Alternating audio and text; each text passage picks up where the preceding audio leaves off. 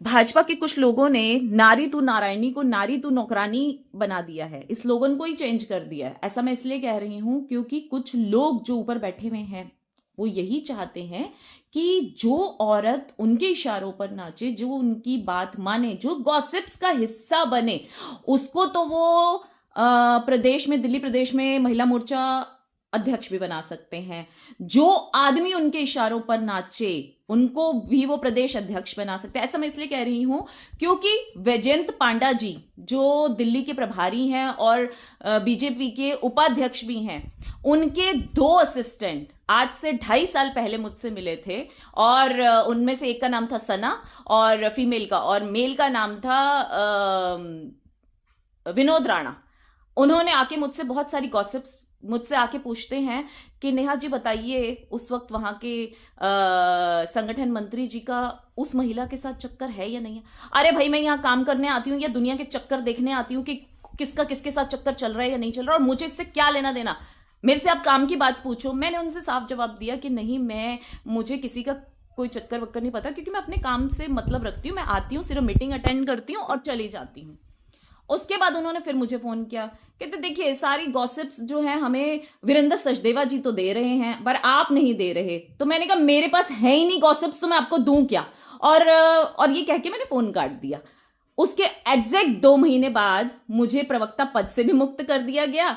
और सबसे बड़ी बात कि जिन्होंने गॉसिप्स का हिस्सा बने वीरेंद्र सचदेवा जी, उस वक्त वो वहां के उपाध्यक्ष थे, उनको अध्यक्ष भी बना दिया गया। और ये बात उस विनोद राणा ने खुद स्वीकारी, मुझे बोली फोन पे कि आपने तो हमें कोई इंफॉर्मेशन नहीं दी थी, लेकिन देखिए हमें ऊपर से इतनी इंफॉर्मेशन मिली, तभी आज वो बंदा कहाँ उपाध्यक्ष था, कहाँ अध्यक्ष बन गया, कहाँ कोई नॉर्मल आपके साथ प्रवक्ता पद पे थी वो महिला मोर्चा अध्यक्ष बन गई।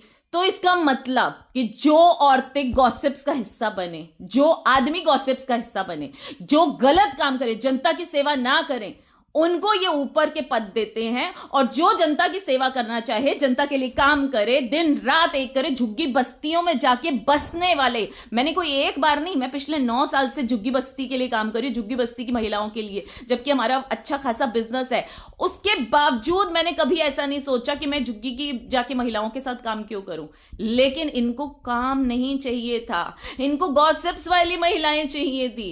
इन्होंने देखा ये क्या बात है, वैजयंत पांडा जी के पीएस ने कहा ये क्या है, ये तो बेकार मतलब औरत है, ये तो सिर्फ काम काम काम, और जहां पैसा लगाना हो बस पैसा लगाते, राजनीति तो इसको आती ही नहीं। और आज भी ये लोग यही बोलते हैं कि इसको राजनीति तो आती ही नहीं।